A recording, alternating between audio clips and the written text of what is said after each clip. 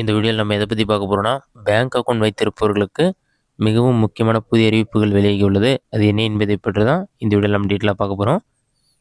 இந்தியாவில் bank account அல்லது நிதி நிறுவனங்களில் அக்கவுண்ட் வைத்திருக்கும் ஒட்டுமொத்த கஸ்டமர்களுக்கும் ஏப்ரல் 2025ஆம் ஆண்டு முதல் புது விதிகள் அமலுக்கு வர இருக்கிறது. இந்த விதிகளால் டிஜிட்டல் பேங்கிங் மற்றும் டிஜிட்டல் பேமெண்ட் சேவைகளில் மாற்றங்கள் வர இருக்கின்றன. RBI என்று அழைக்கப்படும் ரிசர்வ் பேங்க் ஆஃப் இந்தியா இந்த விதிகளை விதித்துள்ளது. கூகுள் பே, ஃபோன்பே, பேடிஎம் போன்ற UPI ஆப்களை பயன்படுத்தினாலும் இன்டர்நெட் பேங்கிங் மூலம் டிஜிட்டல் பேமெண்ட் சேவைகளை வழங்கும் பேங்குகள் மற்றும் நிதி நிறுவனங்களில் ரிசர்வ் பேங்க் ஆஃப் இந்தியா அதீத கவனம் செலுத்தி வருகிறது. லோன் அப்ளை செய்வது, தனிநபர் கடன் பெறுவது உள்ளிட்டவை இதில் அடங்கும். ஆகவே இதில் புது விதிகளை ரிசர்வ் பேங்க் ஆஃப் இந்தியா அமல் செய்து வருகிறது. இப்போது டொமைன் விதிகளை கொண்டு வந்துள்ளது. இந்த விதிகள் SBI, HDFC, IOB, axis, Canara, Indian bank, ICI மற்றும் PNB போன்ற ஒட்டுமொத்த பேங்குகளுக்கும் பொருந்தக்கூடியது. அதேபோல நகைக்கடன் வழங்கல், இன்சூரன்ஸ் பிரீமியம், மியூச்சுவல் ஃபண்ட் போன்ற பேங்க் அல்லாமல் நிதி சேவைகளை வழங்கும் நிறுவனங்களுக்கும் இது பொருந்தக்கூடியதாகும்.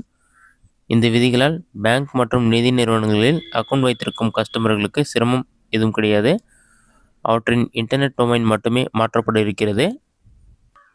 அதாவது மேற்கண்ட நிறுவனங்கள் தங்களது பெயருக்கு ஏற்ப இன்டர்நெட் டொமைனை பயன்படுத்துகின்றன. இதேபோல போலியாக டொமைனை உருவாக்கி டிஜிட்டல் பேமெண்ட்டுகளில் பணத்தை பறிக்கவும் வாய்ப்புள்ளது. ஆகவே பேங்குகள் இனிமேல் bank.in டொமைனையும், நிதி நிறுவனங்கள் இனிமேல்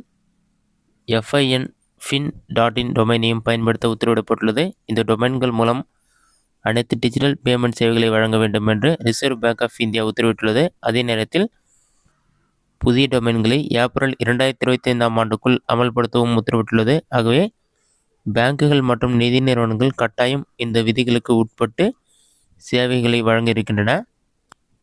ஏற்கனவே பிப்ரவரி மாதத்தில் 2 புதிய UPI விதிகள் அமலுக்கு வந்தன. பிப்ரவரி 15ஆம் தேதி முதல் UPI பரிவர்த்தனை சார்ஜ்பேக் விதிகள் அமல் செய்யப்பட்டது. அதற்கு முன்பாக UPI டிரான்சாக்ஷன் ID விதிகள் அமலுக்கு வந்தன. இப்போது இன்டர்நெட் பேங்கிங் சேவைகளில் புது விதிகள் அமலுக்கு வர உள்ளது. UPI பரிவர்த்தனை சார்ஜ்பேக் விதிகளில் தவறாக எடுக்கப்பட்ட பணமானது பரிவர்த்தனை கிரெடிட் உறுதிப்படுத்தப்பட்டால் டிரான்சாக்ஷன் கிரெடிட் கன்ஃபர்மேஷன் மற்றும் திரும்பப் பெறும் ரைஸ்ட் ரிட்டர்ன் ரெக்வஸ்ட் அடிப்படையில் ஆட்டோமேட்டிக் முறையில் வழங்கப்படுகிறது. இதன் மூலம் UPI கஸ்டமர்கள் விரைவாக பணத்தை பெற்றுக்கொள்ளலாம். இதன் பேங்க் அக்கவுண்ட் வைத்திருப்பவர்களுக்கு வெளியான அடுத்தடுத்த அறிவிப்புகள். இந்த வீடியோ உங்களுக்கு ஸ்டாக் பண்ணிக்கிறேன். இந்த வீடியோ பிடிச்சிருந்தா லைக் பண்ணுங்கள். கமெண்ட் பண்ணுங்கள்.